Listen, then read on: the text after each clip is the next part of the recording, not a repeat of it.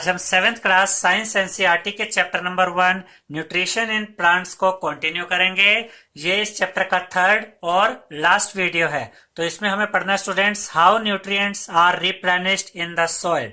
मिट्टी में न्यूट्रिएंट्स को किस तरीके से कॉन्टिन्यूसली बनाया रखा जा सकता है। रिप्लेनिश का मतलब कि अगर कोई चीज यूज हो रही है तो वो खत्म भी होगी, लेकिन उसे खत्म नहीं होने देना, बल्कि वो किस तरीके से बार बार बनती रहती है। मिट्टी में न्यूट्रिएंट्स किस तरीके से बार बार आते रहते हैं, ये हमें चेक करना है।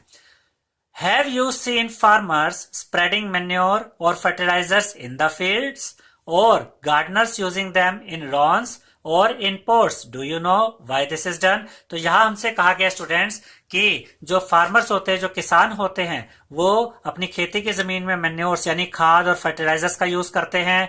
गार्डनर्स जो होते हैं वो अपने गार्डन में भी फर्टिलाइजर और मैन्योर का यूज करते हैं। तो ऐसा क्यों किया जाता है? देखिए, जब भी जो पेड़ पौधे होते हैं वो मिट्टी में से न्यूट्रिएंट खींचते हैं, तो ऑब्वियस सी बात है कि उनकी कमी हो जाती है। तो उस कमी को पूरा करने के लिए मैन्योर और फर्टिलाइजर्स डाले जाते हैं। हम इसको आगे पढ़ते हैं। You learn that plants absorb minerals and nutrients from the soil. हम ये समझ चुके हैं, ये पढ़ चुके हैं कि जो प्लांट्स होते हैं वो जमीन में से मिनरल और न्यूट्रिएंट को एब्जॉर्ब करते रहते हैं और उनका यूज करते हैं। So their amounts in the soil keep on declining. तो इन न्यूट्रिएंट्स की जमीन में कमी होना नेचुरल है, वो कम होते जाते हैं।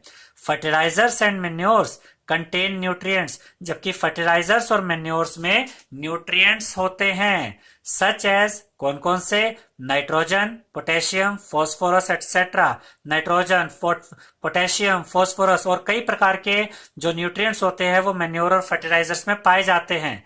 These nutrients need to be added from time to time to enrich the soil। और इन न्यूट्रिएंट्स की जरूरत पड़ती रहती है समय समय पर, ताकि जो जमीन है उसकी जो उपजाऊ शक्ति है, जो फर्टिलिटी है, वो बनी रहे।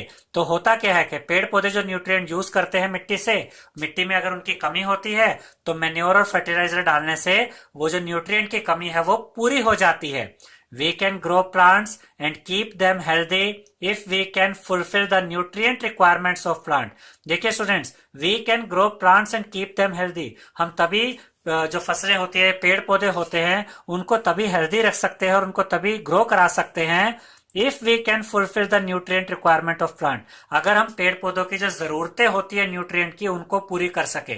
मान लीजिए कि जमीन में किसी न्यूट्रिएंट की कमी हो गई और हम फर्टिलाइजर या मैन्योर डाले ही ना, तो जमीन में अगर उस न्यूट्रिएंट की कमी हो गई जो पेड़ पौधों के लिए जरूरी है, तो पेड़ पौधों पर इसका बुरा असर पड़ता है। इसलिए न्यूट्रिएंट का रिप्लेनिश होना यानी बार बार बनना बहुत जरूरी होता है। Usually crop plants absorb a lot of nitrogen. Normally जो क्रॉप प्लांट्स होते हैं, जो फसलें होती हैं, ठीक है, वो बहुत बड़ी मात्रा में नाइट्रोजन एब्जॉर्ब करती है मिट्टी से। And the soil become deficient in nitrogen. और मिट्टी में से नाइट्रोजन की कमी हो जाती है।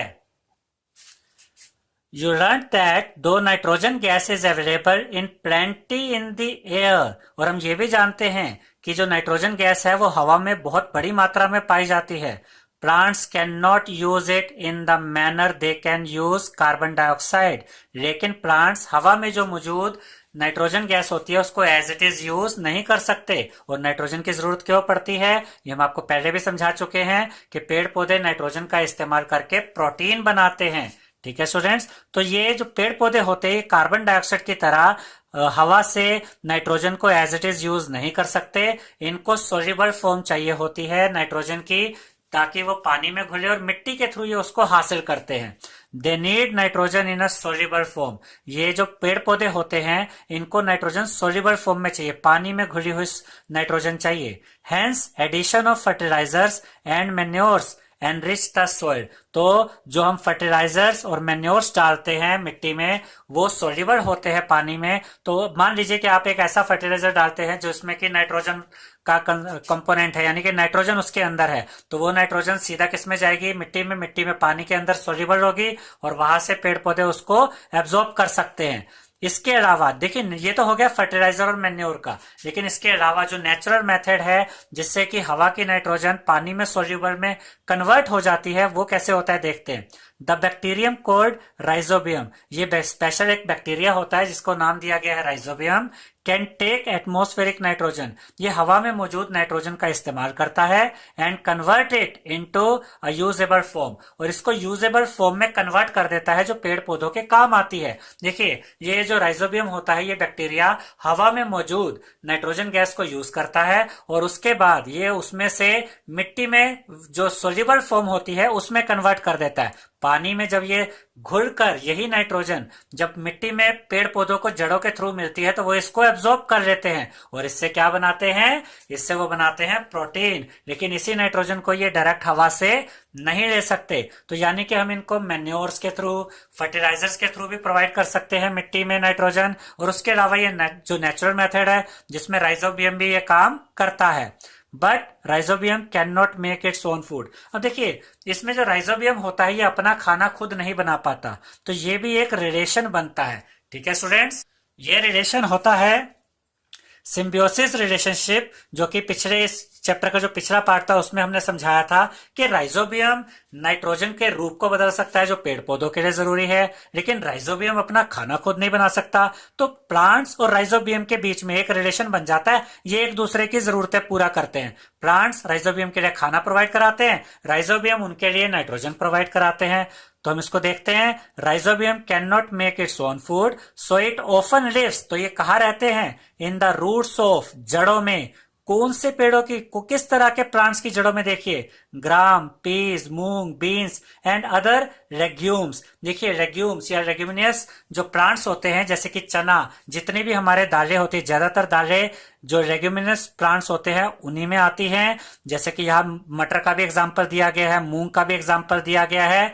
And provide them with nitrogen, तो ये जो दालों वाले जितने भी पौधे हैं, देखिए इसमें आप कई चीजें रख सकते हैं, दालें रख सकते हैं, चने रख सकते हैं। इनके जो पौधे होते हैं इनको लेग्यूम्स भी कहा गया है और इनको लेग्यूमिनस प्लांट्स भी कहा जाता है। इनकी जड़ों में ये राइजोबियम क्या करते हैं, अपनी जगह बना लेते हैं। अब ये जो लेग्यूम्स जो प्लांट होते हैं ये खाना प्रोवाइड कराते हैं राइजोबियम्स को, और बदले में राइजोबियम इनको क्या करते हैं, इनको नाइट्रोजन देते हैं and provide them with nitrogen. ठीक है, in return the plant provide food and shelter to the bacteria, और इसके बदले में जो प्लांट्स होते हैं ये बैक्टीरिया को फूड और शेल्टर, रहने की जगह और खाना प्रोवाइड करवाते हैं। दे दस हैव अ सिम्बियोटिक रिलेशनशिप, ये कौन सा रिलेशनशिप कहलाता है, symbiotic relationship. This association is of great significance for the farmers, ये जो रिलेशनशिप है ये बहुत इंपॉर्टेंट होता है फार्मर्स के लिए, क्योंकि इससे जमीन के अंदर जो पेड़ पौधों के लिए नाइट्रोजन चाहिए उसकी कमी नहीं होती है। They can reduce the use of nitrogenous fertilisers, इससे क्या होता है कि उनको फर्टिलाइजर्स ज्यादा यूज करने की जरूरत नहीं होती। देखिए अगर ये राइजोबियम नहीं होंगे तो प्लांट्स को क्या जो फार्मर्स है उनको क्या करना पड़ेगा, उनको ज्यादा फर्टिलाइजर यूज करने पड़ेंगे, और फर्टिलाइजर तो केमिकल से बनते हैं तो वो इतने अच्छे नहीं होते। लेकिन ये जो प्रोसेस होता है जिसमें कि राइजोबियम पेड़ों की जड़ों में रहते हैं और नाइट्रोजन प्रोवाइड करवाते हैं, ये मेथड नेचुरल है और ये ज्यादा बेटर रहता है। ठीक है, they can reduce the use of nitrogenous fertiliser, जो फार्मर्स होते हैं उनको नाइट्रोजीनियस फर्टिलाइजर्स ज्यादा यूज नहीं करना पड़ता। वेयर लेग्यूमिनियस कौन से प्लांट्स है, जो अभी हमने आपको बताया दालों वाले जो प्लांट्स होते हैं।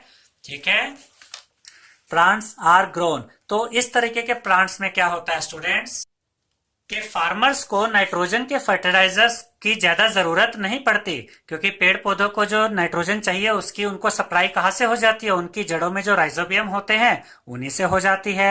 मोस्ट ऑफ द पल्सेस यानी कि dals are obtained from leguminous plants, जो दालें होती है स्टूडेंट, ज्यादातर दालें कौन से प्लांट से पाई जाती है, लेग्यूमिनस प्लांट्स में ही पाई जाती हैं। क्योंकि यहाँ पर देखिए हम ये भी कह सकते हैं कि दालों में प्रोटीन की मात्रा ज्यादा क्यों होती है, हम कहते हैं ना कि दालों में प्रोटीन ज्यादा अच्छी क्वांटिटी में होता है, क्योंकि दालों के जो पौधे होते हैं उनकी जड़ों में राइजोबियम की क्वांटिटी अच्छी खासी होती है और वो उनको नाइट्रोजन की अच्छी सप्लाई करते हैं।